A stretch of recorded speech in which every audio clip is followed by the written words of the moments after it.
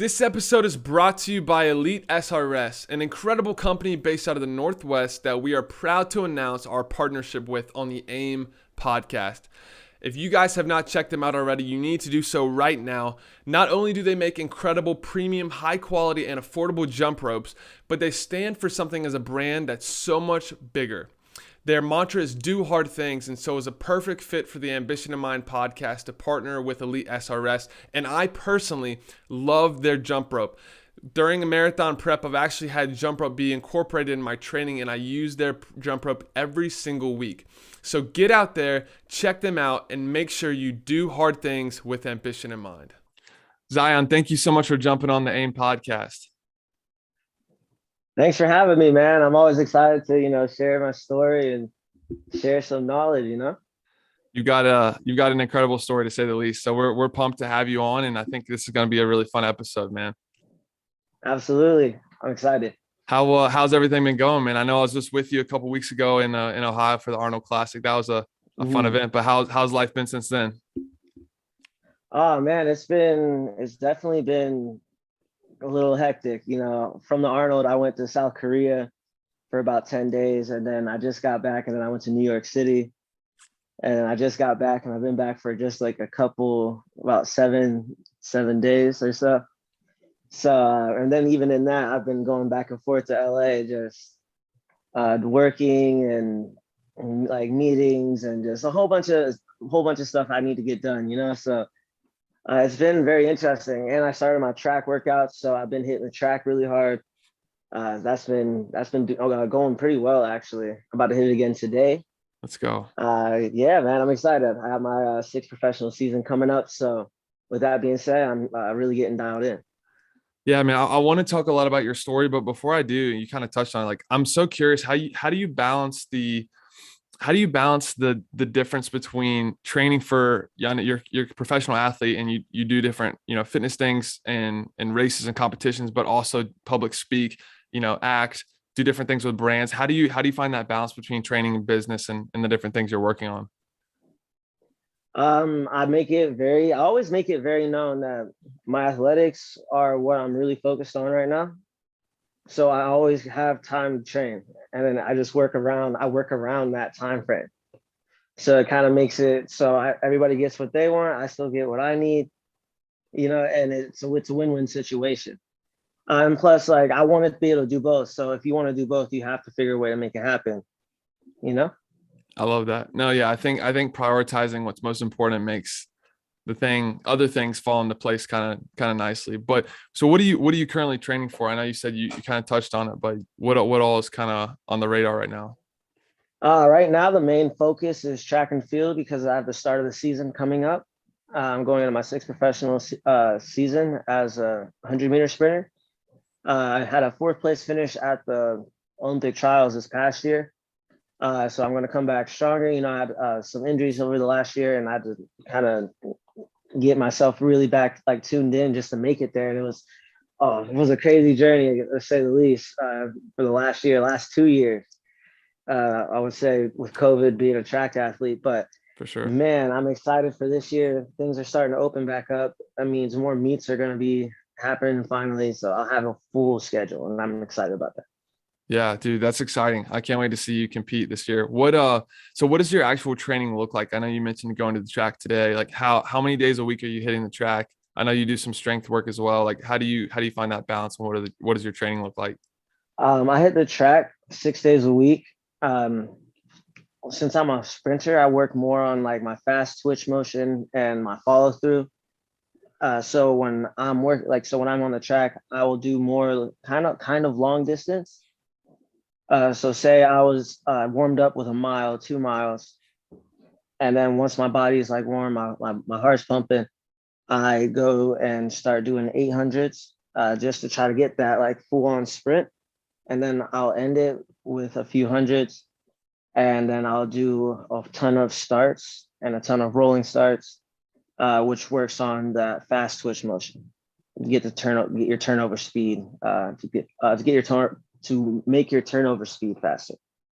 Yeah, that's awesome. No, that makes sense. And then in terms of the weight room, I know you're doing strength training as well, right? Mm-hmm.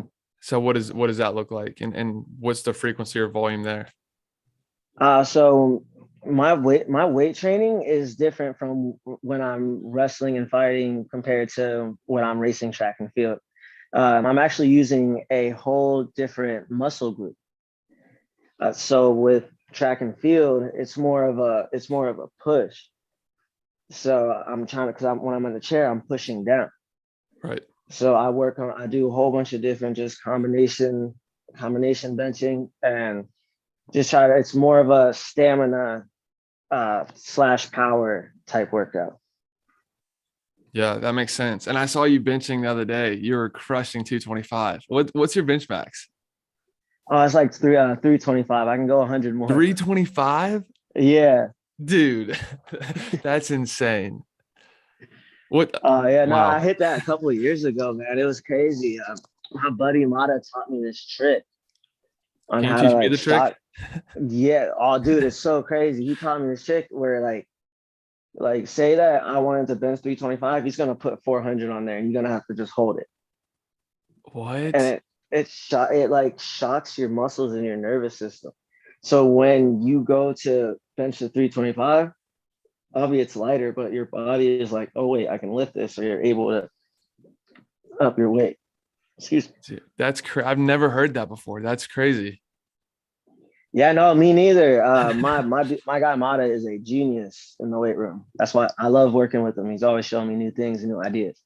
Dude, that's cool. So do you do that before you max or just like on a regular like training day? Sometimes I'll do it on a training day if I'm trying to up my weight in my bench for reps. So it just depends on where I'm at, you know? Yeah. Dude, that's super cool. I appreciate the tip. I'm definitely gonna apply that to my training and I'll let you know how it goes. Hopefully I can hit the 300s like you. That'd be sweet. Oh, absolutely, dude. I'm telling you, it works. It's awesome. No, I believe you. I believe you, man. Well, that's awesome. Well, let's dive into your story, man. I want to kind of start from the beginning. I think it's cool to kind of set the context, really from the start, and then I kind of want to pick apart some different things that you've done and along the way that's been really cool, and how you've been able to even ultimately use your platform and what you're doing to help people. So, I had the privilege of watching your Netflix documentary, which if people haven't seen that yet, they need to go check it out ASAP. That is incredible. But I want to turn it over to you, man, of you just kind of like sharing the story a little bit and then we can kind of go through it. Yeah. What do you want me to share exactly? I mean, I think for just starting from the beginning, I mean, just kind of like that initial, kind of embrace with your current situation and how it kind of impacted maybe the childhood moving into, growing up. Okay, yeah. I'm not too big on touching about that all the time. Uh, Yeah. if you get that, you know what I mean? Yeah, for sure. Just because like for me, I'm like really actively into a lot of things and doing a lot of good, helping a lot of people, and For that'd sure. be more of the speed. Like I like to, I definitely want to touch on that, but I'm mainly want to kind of take it towards like what I'm actually doing to help these kids after what I experienced. Yeah. Oh, that's exactly what I want to touch on. So, your experience, growing up and, with the situation, the circumstances you were in, like, how did you use that to kind of to push past, the different challenges or adversity maybe you dealt with and get to where you are today? Man, I definitely had those few people growing up that always did have my back, whether they were my friends or somebody trying to help from a distance, But ultimately, with their help, I had to pick myself up and, start carrying myself with a different type of weight, And man, I'm telling you, going through the foster care system for 17 years is no joke, just to say the least. And but with the experiences I've had through those 17 years, with all the abuse, all the bullying, all the just absolute just losses I took and on the mat and just in my home life, And with that being said, it definitely shaped me to be different, to say the least. I'm not the type of person to, be all I wasn't the type of person to be all buddy buddy at first. You know, I wasn't that nice kid because I learned early on the world was a cool place. But as I got older, and then when I finally got adopted at 17, man, it was crazy. It was like I had peace of mind. And with that being said, that's where that group of people come into play. Because once I had a peace of mind, it was like easier to seek out help and easier to find mentors in what I wanted to do, you know? For sure. So I was able to focus, and next thing you know, I come away one of the top wrestlers in Ohio. I come away multiple times state champion in track and field because I was able to focus. Before that, when I was going through all the turmoil growing up, I was probably the worst athlete that you've ever seen, and I just made a complete turnaround. And I give it all to the support I had coming up and the support I had in those last couple of years to really point me in the right direction. You know, I'm absolutely grateful. So, and now with what I've been doing, I've been working to help a lot of these kids in the foster care system countrywide. After that, I want to go worldwide, but I'm trying to set it up so like these kids are set up for life and set up for success when or if they age out of the foster care system at 18. So I've been working really hard with a lot of big companies. I'm actually getting ready to go to Washington and speak at this big foster care conference coming up. So I'm very excited about that. That's awesome. Because that's that first big step onto making some real change and doing something positive for these kids. Dude, I love that. That's amazing. You touched on something that I think is really cool. You said talking about sometimes you kind of have to accept being different. And I want you to talk about that because I think a lot of times people try to fit in, people try to do certain things to look like someone else, especially with social media and different things. Like you want to present yourself in a way that's accepted and the way society maybe views people. Mm-hmm. But talk about the power of embracing who you are, what you've been given in your situation, and how you don't have to fit in with everyone else. You can be different and still make an impact, still be yourself, and still, help others be better. Oh, absolutely. Being different is a key element if you want to, at least to me, if you want to be successful, because being different means being you to me, For because sure. you're not like me. I'm not like you. That automatically makes you different. Yep. And nobody's like the person next to them or the person next to them. So with that being said, on a planet of 7 billion people, it's okay and it's absolutely awesome to be different. Because if you look throughout history, man, some of the most influential people throughout history, they weren't just following the norm. They rose up and did something different. They moved differently. For They sure. acted different. Because to others, it might be different, but to them, that was their true self. And that's why they were successful with whatever they did. 100%. So being different is one of the greatest things that you could be living in today's society. That's good. I agree, bro. I really do. And I think having people like you embracing that and talking about that and telling people that, I think is really important because, for someone like you that, you have a powerful platform where a lot of people look up to you for leadership, inspiration, like you being able to share that, I think is really powerful because people can see that and see your heart and your genuineness and they can resonate with that. Yeah, absolutely, man. I'm all about it. I love being different, and I'm all about inclusivity. So That's good, man. So talking, kind of touching back a little bit more, kind of you growing up, okay, you started to get into sports. That's something that you're super passionate about. mm-hmm. I'm just curious because like I dealt with some stuff growing up as well that kind of pushed me to sports. Would you say that your initial kind of interest in sports or going down that road was like almost like an outlet to get away from, not get away, but to kind of help deal with some things you were going through, or was it purely a passion, or maybe both? It could be both. But what was kind of your It initial was surge? it was definitely both. Yeah. Because when I first started wrestling when I was really little, man, that was the first time I made friends. That was like, and it was easier to make friends Yeah. on the wrestling mat. So one, I was just happy that I had friends. Two, I love the sport. I love just trying to, like, when you're a kid, you're looking at someone wrestling, you're like, okay, how am I going to pick this guy up and like just take him down? It's not as technical as it is now. But Yeah. man, I was just able to, just cut loose. Everything that was going on, I was able to just kind of take a deep breath and focus on something productive.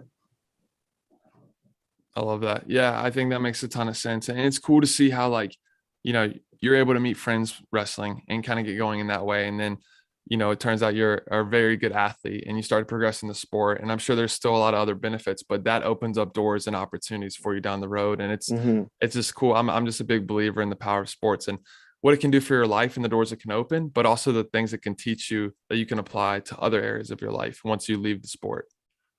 Absolutely. Wrestling, man, is one of those sports that takes a lot of work, a lot of commitment, and you're gonna suffer at some point, and you're gonna have to overcome adversity. It's just a given.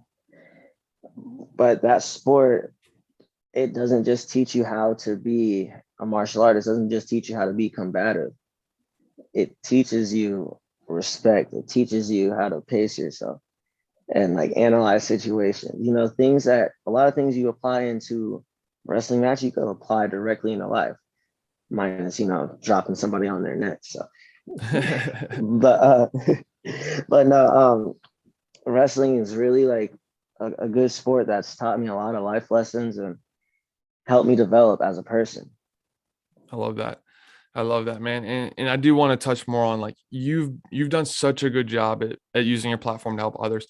Where in the timeline, where in your life did you make that decision to shift from, and I know social media is a big part of, amazing things. So when it's a really cool way people share their story, but where was that Mhm. shift for you where you're like, I have a story, I have a powerful story, and I'm ready to share it with others and make an impact. Where did you kind of make that decision, and what did that look like, that transition into that type of life? Oh man, it was a couple years ago. I gave my first speech in a little school in Ohio, and just a whole bunch of these kids that were Syrian refugees at the time. So like they were sent overseas to escape the war, and man, it was just crazy. And I loved every second of it. I was able to partner with BSN Sports, I think that's what they're called in Ohio, and Kent State, and we just got like all these kids shirts. There's only about like 50 kids in the school, so it was real personal, because like these kids, they weren't even from like our country, so Yeah. kind of it definitely hit me different because after that I kind of started doing it again, and plus after that one it kind of started spreading, like word started to spread like, oh, he speaks now, you know what I mean? For sure. And it just all happened like just so naturally, if that makes sense. It wasn't like, all right, I'm gonna go just forcibly try to like get gigs and set all this up. No, it was like these kids reached out. I literally just wanted to go say hi and say thank you for like writing me letters, That's amazing. And next thing you know, it's been 5 years, no, 4 years, and I've completely like been doing it on a different level since then. Yeah, that's cool. When you were kind of approaching or preparing for your first speaking opportunity to these kids, is that something that you felt like came pretty natural to you, or is it something you just kind of embraced, knowing that it's a cool way for you to share your story? Kind of both. Kids are very impressionable. So when you talk to them, you gotta make it so they understand. And on top of that, I love kids. So when I was talking, I was really excited and happy. So I was what 20. I was 20, I think, and man, it was probably one of the coolest things I say up to date that I did. Like out of all my speeches, I say that's probably still sitting at number one on the list. The first one. Yeah. That's cool. That's awesome, man. And I know that, so you touched on it, but that's been a big part of kind of what you do. You've got different brand opportunities. You work with some cool Hmm. companies. You got some different projects in the works, but the speaking platform has just been a big way for you to share your story and connect and make a big impact. Yeah, absolutely. And speaking isn't like the main thing of what like the main thing I do. I like to have my hand in like every cookie jar. I'm sorry about that. Oh, you're good. But like I want to have my hand in every cookie jar, because like why just do one thing when you can do five, when you can do 10 and still make a positive impact and still do some good. I agree. I love that. Is there a Zion Clark book coming out? Yeah, I mean, I already have my first one out, Zion Unmatched. It's been on Amazon, and it's been in Barnes and Nobles and been in Target, all like everywhere across the country, in the UK and Canada for about the last almost the last year. Wow. Okay. And I'm about to be releasing the second one coming up in the next year and a half. I love it, Doesn't dude. have a name yet, but the other one's coming. Well, let us know when it comes out and we'll definitely promote it. I'm excited. I need to read the first one. That's amazing. We dude, this has been a fun kind of series we've done on the podcast, partnering with Elite SRS, talking about doing hard things. And when Hmm. we kind of sat through different guests we wanted to have on our podcast for this series, you were one that came to mind very, very quickly. I would love to kind of shift gears here and talk a little bit about some of the things we want to bring attention to with doing hard things. So the first question I have for you is what kind of comes to mind to you when you hear the word or phrase do hard things? I hear the word do fun things. Elaborate. I like that. What do you mean by that? Because if something you're trying to complete is hard, it's a challenge. Why wouldn't you want to keep challenging yourself? That's good. I agree. I mean, I think that's where a lot of people shy away. They see the word hard as a negative thing, as a scary thing, but hard can be an inviting thing, something that can bring you value, strength, and honestly propel you further. Absolutely. Sometimes the best lessons we learn are from the hardest experiences. I love that.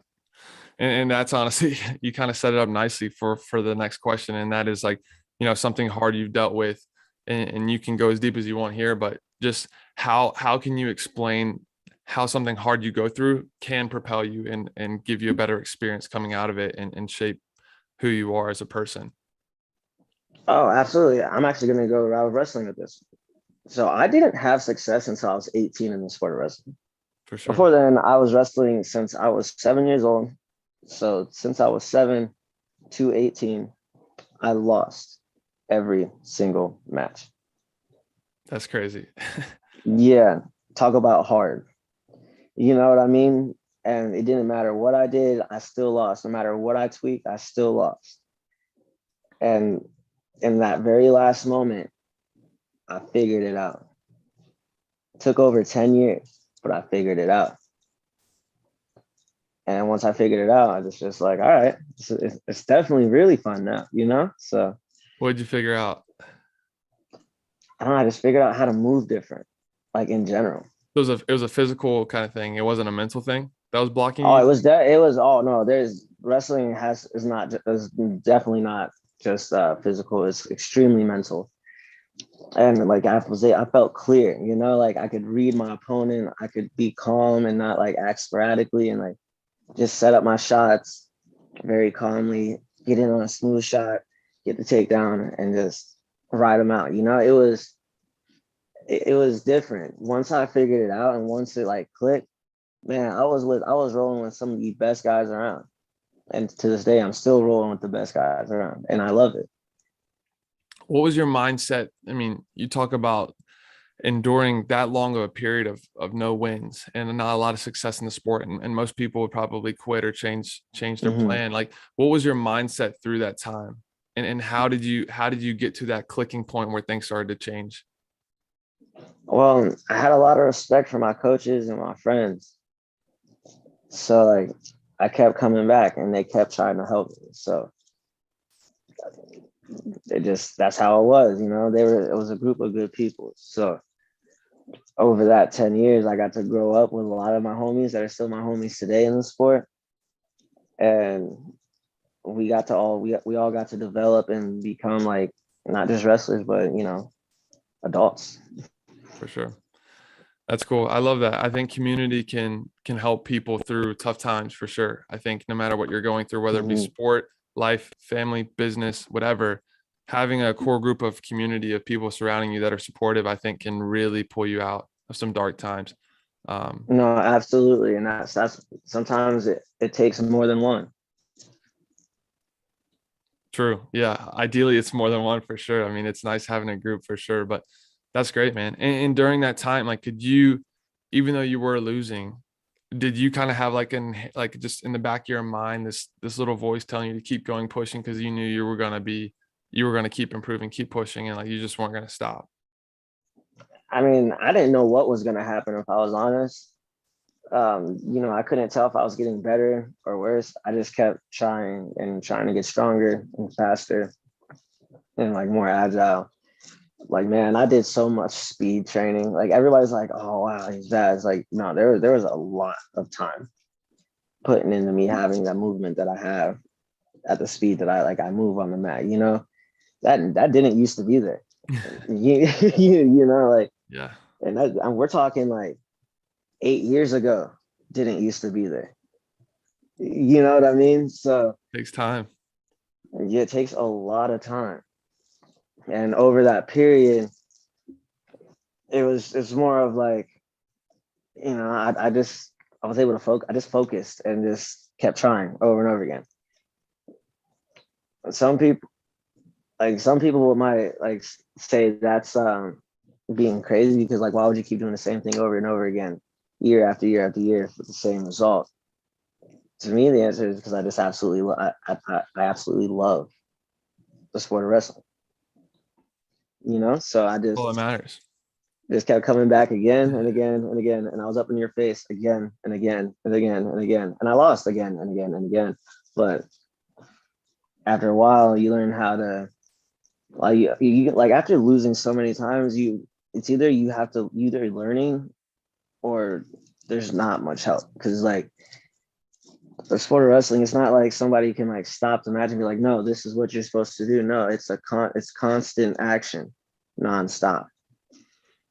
So with that being said, you have to really like tune in and figure out what works for you. I remember I figured out this one move. It's called a tilt, and I hit this. I literally like you never like play a video game and you like hit the spam button on a move.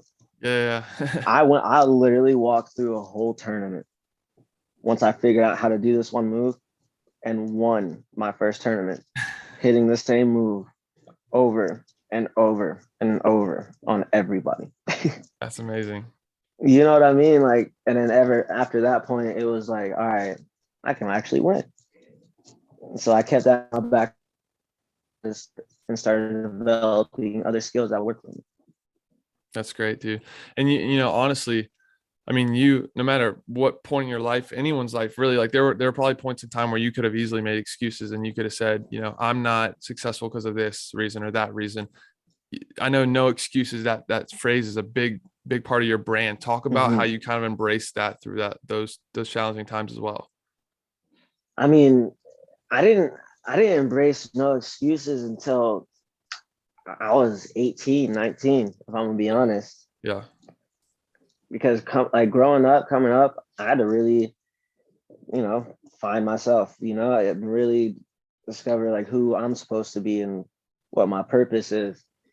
And I remember this one match, it was one of my last matches of high school. I was going up against one of the best guys in the state of Ohio. And man, it was a vicious match between me and this dude. He took me down with like 5 seconds left to go to take it into overtime. Like we're about to go into overtime. I tore some muscles in my shoulder, and just was like it was all bad, And I was just kind of down, and my coach grabbed me and like literally smacked me in my face and was like, "Hey, you need to go get this done. You can beat this guy." And he said it to me. He's like, "Don't make any excuses. Go beat this guy." And I went out there and I beat this dude in overtime. It was one of my biggest wins I had. That's what like honestly got me into college. So it was really like it was that was like a big tournament to do something like that in, and I was able to like, get over that obstacle. And after that, I got the tattoo on my back very shortly after, and it's stuck ever since. It's game on now. That's a cool story, dude. I respect that a lot. I think sometimes it takes those moments of like, you just gotta believe it. You just gotta do it. And then once you do it, it's like instant confidence. And you're like, I've done it before. Now I can go look back at that memory, that moment. And now anytime I attack something in the future, I've got that on my back now. And I know I can do it. That's cool. Exactly. Once you do something, like once you complete a tough task, that is no longer a tough task because now you know how to do it. Facts. That's good. What kind of the last question I have for you on this particular topic, like what's kind of the advice you would give someone else if they're maybe in the midst of a tough season or a tough time or a tough just challenge that they're going through? Because sometimes it's hard to see the end. It's hard to have a positive mindset, but like what's some words of wisdom, something you could share with someone that might be in that moment? Well, what I would say would be just keep pushing, don't quit now. This is where you're being tested. This is where it's not just your physical ability, but your mental ability is going to be tested. And the way to achieve success is when you get tested during these times, are you going to learn and are you going to improve, or are you going to fold and are you going to back down? The whole key to this journey is to fail. You have to fail if you're going to succeed. So go ahead, go fail, go lose, go, like, it's good to lose. It's good to fail. So go let that happen, but keep getting back up and keep learning. So when the same situations come around, you know how to act, you know how to move because you're ready. Dude, that's good. I love the way you say that, because I think that's the piece. I think people associate doing hard things with the potential of failure. They're like, if I do something tough, if I do something challenging, if I go through a hard season of life, I might fail. It might break me. But the key, like, failure is fine. Who cares? You can fail if you want. But the key, like you said, is to get up. Don't quit. When you quit, that's when the game's over. As long as you don't quit and keep pushing, you can fail as many times as you can fail unlimited times, as long as you don't quit. Absolutely. Eventually you're not going to fail if you don't quit. And that's good, dude. Absolutely. Shoot, I believe it wholeheartedly. Like, even now, sometimes I try to complete tasks and I don't get them right off rip. It takes work. It takes time. It takes practice. Just got to keep going. You got to keep moving Absolutely. in the right direction. I love that. This has been a extremely fun episode, man. I'm super grateful for you and your time and what you're doing. Honestly, just the energy you're putting out in the world. As we wrap this up, like, are there any exciting projects or things you're working on that you'd love to share or talk about? I know you've got a ton of different things going on, but is there one or a couple of things you kind of want to talk about, touch on? Oh man, most of the big things I'm working on, I can't really talk about just yet. Like, literally, we would have done this next week. Yeah, I'm about to make some big announcements coming up. I love it. We'll be in tune for those. What about your Legends? You had a really cool opportunity to work with that company. I know the guys at Legends. They're awesome. Oh yeah, I've been working with Scott and Charles and the whole team, and I just was introduced to Quavo pretty recently, so it's been like a whole awesome experience working with them. I'm getting ready to go to Hunt Show Day, so that's going to be a very exciting time out in Atlanta. So I'm excited for that, coming up in like a week, 2 weeks. When is that event? Like in 2 weeks. Okay. Is it not even 2 weeks? I think more like a week and a half. Let's go. I think I'm going to that as well. Oh, word. Oh, okay, bet. I'll have to see you there. But no, you guys are doing some really cool stuff, man. I'm super excited for you and all the lives that you're touching, man. And I really do appreciate you coming on the AIM podcast. Absolutely, man. Thanks for having me on. Let's go.